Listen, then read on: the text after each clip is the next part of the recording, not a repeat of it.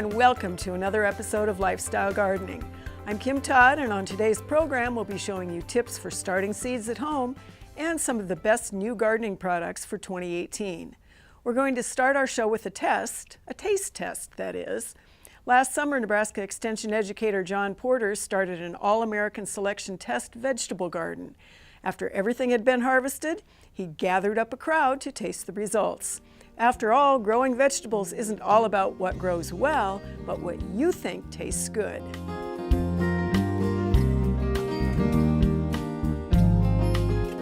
So today I'm at my office here at the Douglas County Extension Office in Omaha, and we're doing a variety taste test for the All-America Selections variety trial that I told you about earlier in the year on Backyard Farmer.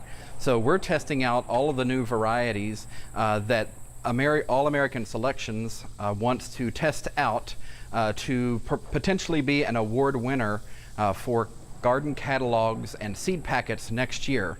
So if you've ever looked on the back of a seed packet or seen in a catalog a little circle that has AAS in it, that's an All-America Selections winner, meaning that it's been tested in gardens around the country and shown to have some sort of trait that makes it better than what's on the market.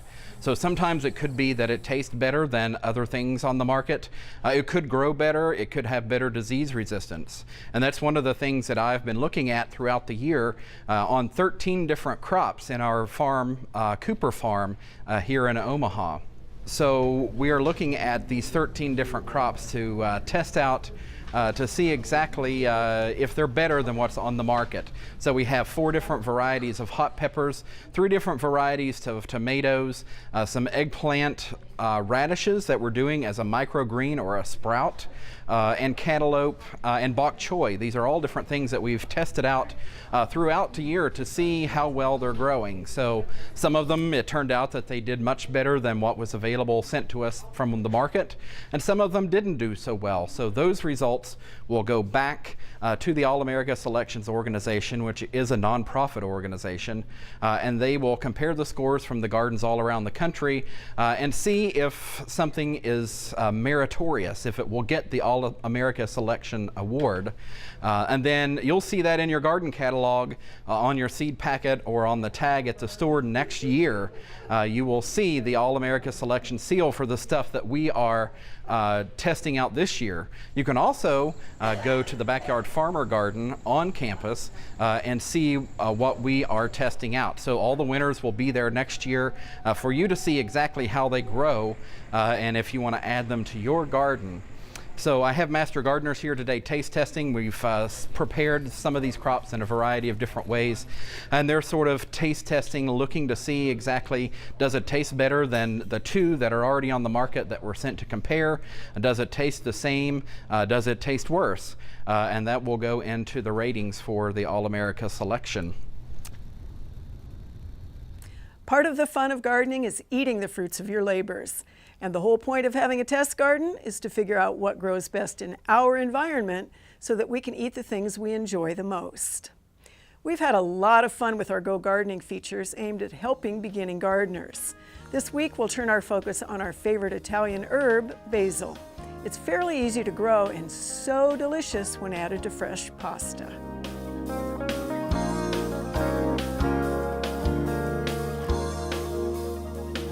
This week on Go Gardening for beginning gardeners, I want to talk a little bit about how to grow basil. It happens to be one of those wonderful herbs that is so good fresh, it's good dried, it's good when you cook with it. There's really nothing like the scent of basil as well as how it can flavor your food. It's also pretty easy to grow. You have to simply think about a few things that are requirements that this plant needs. You can start it from seed.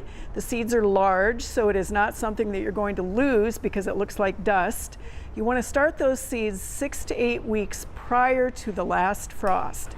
Here's the deal with basil. It absolutely cannot stand cold soils or cold temperatures. So if you're going to start those seeds inside or by transplants, you want to make sure that you are not putting those plants out in the garden until that soil temperature is at least 50. Ideally, it is way higher than that, 70 degrees. So we're not talking about planting this in the first part of April. What you want to do if you see that the basil's directly in a greenhouse or in your sunny window is make sure that once they emerge, you look at those first two or three sets of true leaves. So after the cotyledon leaves break, which are the ones that look like D's, after 2 to 3 leaves emerge, you want to pinch that off and get that basil to start branching. Again, you're going to set those out when the weather is right. You want to make sure that you water well, frequently, but not so frequently that the soil gets all soggy and the roots rot. Full sun is absolutely the best for basil, so the more sun you can give it, the happier it will be.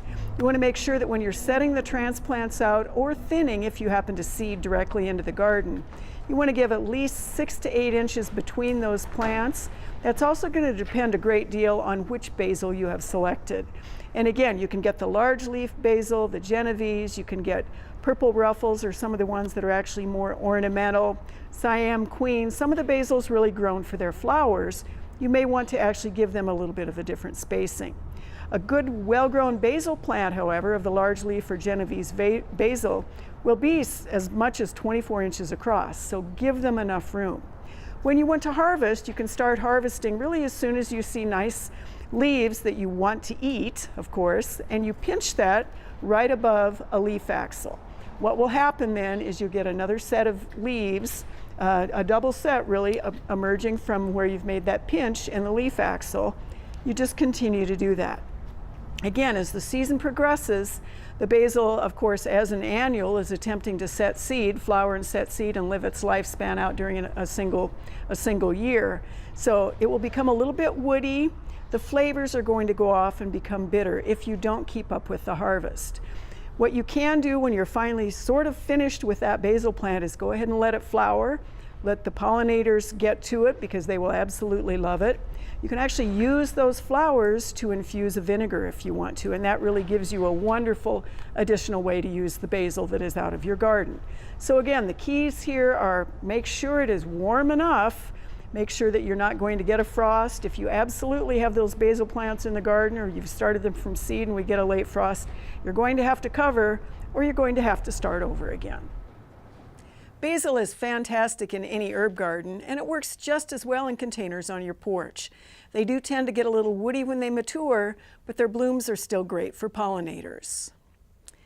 Fresh cut flowers around your home can bring a lot of color, not to mention those wonderful aromas. For this week's landscape lesson, we'll be taking a look at how to grow your own cut flower garden.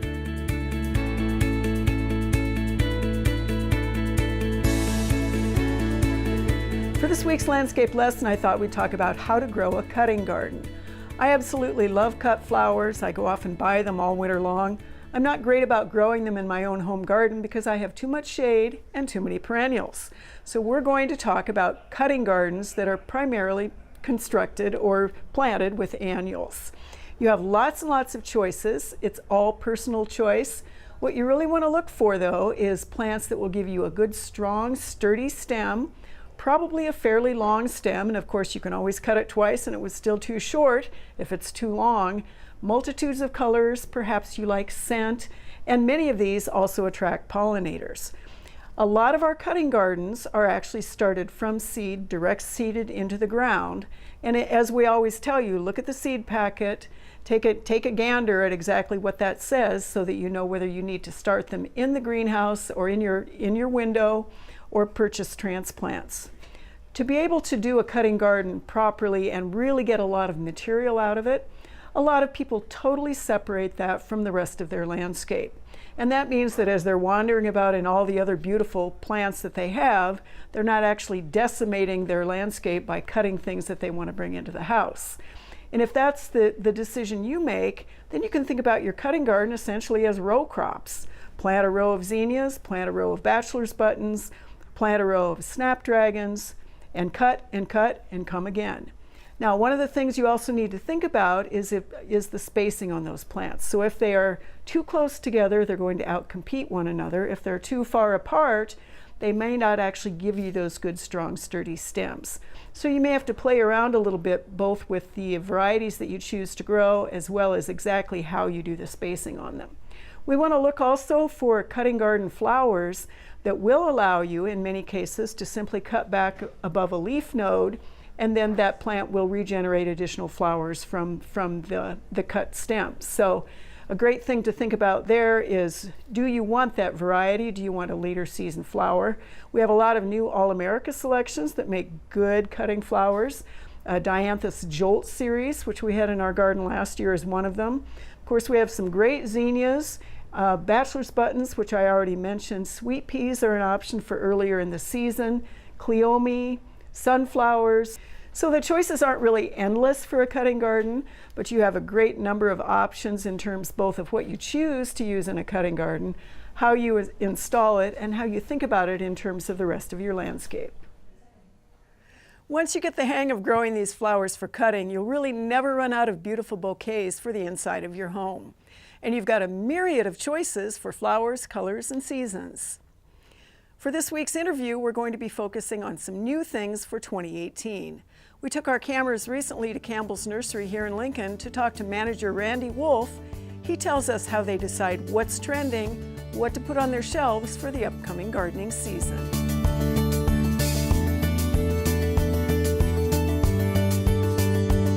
I'm really happy to be here at Campbell's Nursery and Garden Centers with Randy Wolf today. We're going to be talking about how you actually get products into a garden center. Randy, the gardening season is just about ready to start. We want to know where exactly you go to buy the products, when you start, and how do you make those decisions? Well, a lot of things enter into the equation. Probably one of the first things we look at is what are our customers asking for? We try and see what's new out there. Sometimes that means taking in some shows in various parts of the United States. Usually the shows will have an emphasis, say, on plant material or hard goods, Christmas, or the gift items. And then, of course, we rely on our sales reps for help as well. So I would say my forte is plants, and so I really look at that when I'm at shows to try and see what's out there, try and see what there's a niche for. And we're always on the lookout for plants that are going to overtake some of the old varieties and become better plants for landscape, better satisfaction for the gardener. Randy, in a garden center that is full service with a gift shop included, do you divide and conquer, or is it your responsibility to go all over the country and all over the world and find all the new cool stuff? Well, usually we do divide and conquer. Certain employees have their specialties, and sometimes it's a team effort, sometimes it's a single person that's the head or the lead on a division. Then, it's a lot of communication. We try and talk to the buyers. Hey, we're having people ask for this. We're having, or we've seen this at our competitors, or we've seen this in some of the magazines and literature that we receive. I, for instance, am in charge of buying our perennials, and so I deal with a number of sources for small divisions and plugs that we grow on to landscape-sized plants. I look for hardiness. I look for plants that are going to give a customer a lot of color for their money. I look for some things that are new that I think will work. They don't always. I'm not infallible, but with the experience that I've got over the years, I've been able to pick out some nice plants, and that puts us ahead of the game. Usually we've got plants in here maybe a year or two before our competitors do for that reason.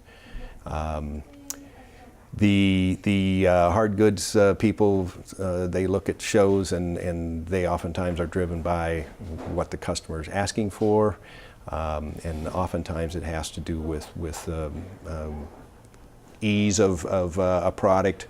Gardeners are getting older, and at least I'm getting older, and some of these things I'm looking for an easier way to do it and still get good results.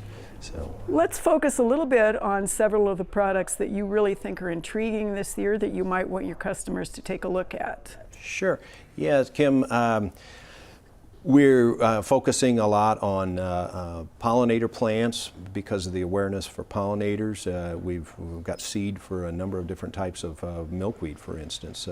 5 years ago, we didn't have a milkweed seed on the property, and so that's a way we can react to what our customers' needs are. Pesticides, we now offer an inorganic and an organic answer to almost any problem in the garden.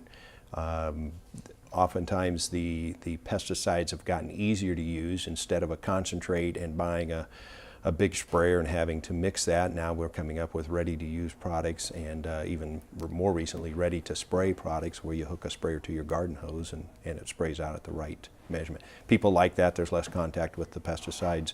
It's easier. It frees up more of their time, and something they can do rather quickly. Another example would be orchids. 20 years ago, orchids were kind of a mysterious plant for most gardeners, and they saw them as expensive and very hard to grow. Well, with the different ways of producing Phalaenopsis orchids and things like that, they can mass produce them now. People found out that, hey, they too can enjoy orchids, get them to bloom, and consequently, a full line of orchid products, the pots, the potting soils for them, the fertilizers for them. So that's a way that we've changed and to help provide things for our customers. Randy, thanks for all that great information without sharing any of your trade secrets with us. I'm always looking forward to the spring when I can come in and I can buy either all the new good stuff or some of the golden oldies as well. Well, Kim, we certainly hope to see you in the Garden Center. It's been my pleasure to have been with you today. Each new growing season brings a lot of opportunity for you to try new things. Of course, there's nothing wrong with the old tried and true that you used to like to grow or use, but gardening is so much more interesting when we give you some new plants, new tools, new chemicals, new organic or inorganic substances, anything else at the Garden Center that you can give a try to. It's time for us to answer a few of your questions, which you can submit via email to byf@unl.edu. Attach those pictures as JPEGs, please, and that way we can use them on the show. Our first question comes from an Omaha viewer. He has issues with a ginkgo, loves the tree, doesn't like what it is now doing, which is all of a sudden what he thought was male is producing fruit. And the fruit of the ginkgo is messy and smells really quite awful. This tree also didn't drop all its leaves, and one of the beautiful things about ginkgos typically is those leaves turn a beautiful gold and then they just rain down all at once when the temperature is exactly right and the leaves have senesced for the season. So what he's got is messy fruit on the ground, messy leaves in the trees. He's wondering if this is going to happen year after year, what he could do to actually stop this from happening. The unfortunate situation here is ginkgos are one of those plant species that a male can decide a male wants to become a female if conditions are right. High stress is one of the things that will cause that. The other is potentially some of the issues associated with grafting to begin with in the nursery. In some instances, perhaps that tree has died to the ground in the nursery, has come back up, but it has been the rootstock rather than the top that has come back, and then the supplier may not know whether that is truly still a male. Once they convert, the chances of converting back are slim and none. In terms of those leaves not senescing, we may see some winter dieback in some of our ginkgos this year. That would be not unusual. And unfortunately, if that does happen, then we're just going to have to hope that next year is a better year. The foliage typically should fall off very early in the season. It has not. So all we can do is say we've got the same situation. It's going to be an interesting year to watch what's going on with the ginkgo trees.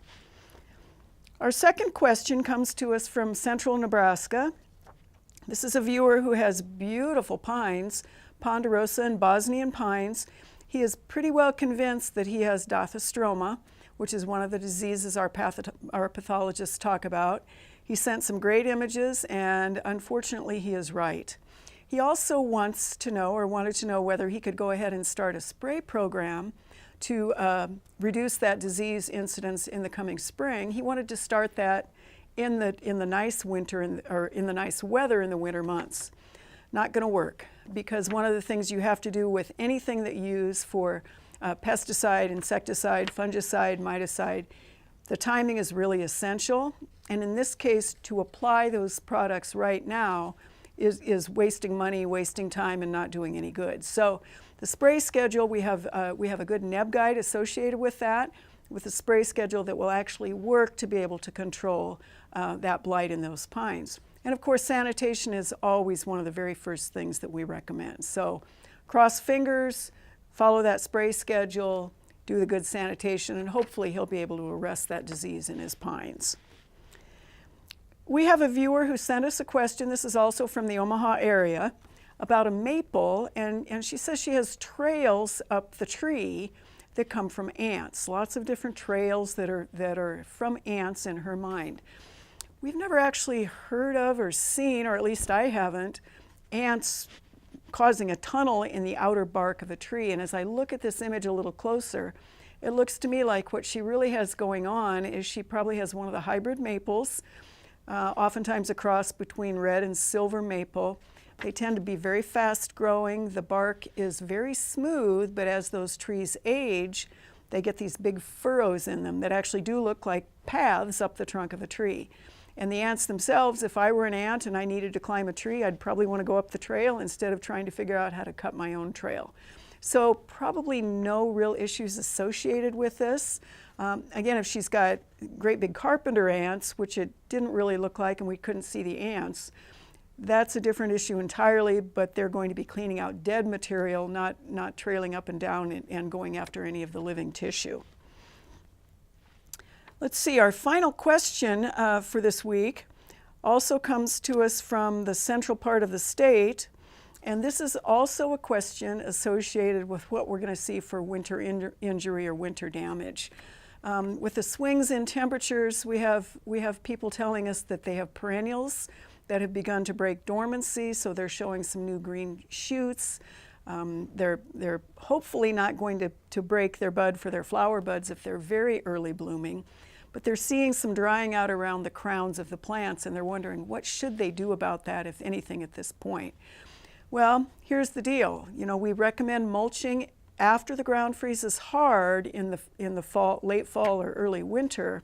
And as you look now and you see around the crowns of those plants that have either heaved or begun to break dormancy, just make sure that you have decent cover. Make sure that it is not too dry under there so that you're not really causing a situation where the mulch makes it even drier. You don't want to smother the tops of the plants by covering them with something else. You want to cross your fingers again and hope that we have sort of a milder or mitigated weather pattern coming up. But you really can't delay the flowering or delay the break of dormancy with a plant that has actually started to do that out in the landscape. We're going to end today's program with a beginning, starting seeds indoors, that is. We talked to Extension Assistant Mary Jane Froge about what you need to get started, potting mix, and when is the right time to start seeds indoors. It's easier than you might think and a great way to get gardening sooner.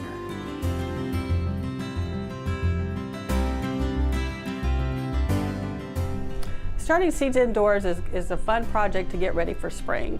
It's easy to do, and you can have more selection for plant material because you're able to pick seeds, maybe of heirloom plants, something maybe you wouldn't be able to buy at a garden center. On the back of the seed packet, it will tell you how long it takes for those plants to germinate and if those seeds need to be covered. Some seeds, like coleus, need sunlight or light to grow, where others need to be covered over just slightly with the potting mix. Everything's on the back of the package, how many days it takes for them to germinate. Some seeds just need a few days, others like peppers need 3 to 4 weeks. You're going to want to get some planting cells to plant your seeds in. These are plastic containers that work real well under grow lights. Or you can just use small plastic containers, but make sure that you have a drainage hole in the bottom. The seed mix is real important, that you get something that's light, that has perlite and vermiculite and peat moss in it. It's a special growing media just for seeds. Potting soil and garden soil would be too heavy to get the seeds started in. Usually start planting seeds in mid-March. Seeds like tomatoes need 6 weeks to germinate and start growing, where peppers will take a little longer, so you need to start them a little earlier. They can take up to 9 weeks to produce plants. If you start too early, then maybe you have mature plants that are ready to go outside, but it's still too cold out. So then you're going to have to transplant them into bigger pots to hold them. If you start too late, then you've got plants that are too small to put out to really do well. So mid-March is really the target time that you're trying to start your seeds. You fill the cells with the soil mix, and then you plant your seeds. Once you've got your seeds planted, you want to put them under the grow light. You are using a light you can purchase a light system, or you can use something simple like a grow light, a shop light, and that will work just as fine.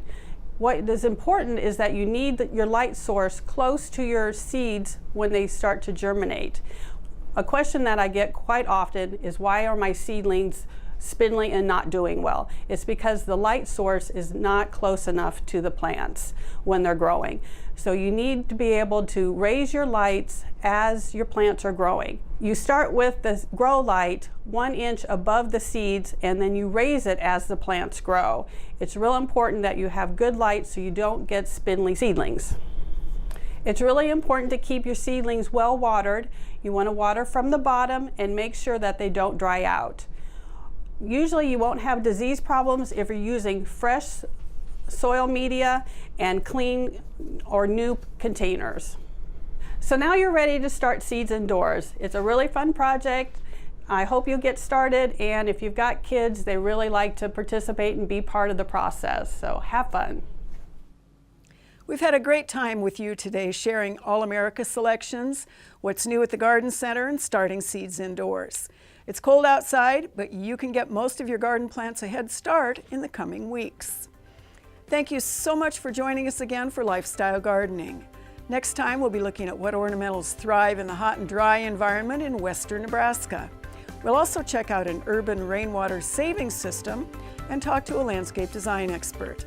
Don't forget to check us out on Facebook, YouTube, and Twitter. So good afternoon, good gardening. Thanks for watching. We'll see you all next time on Lifestyle Gardening.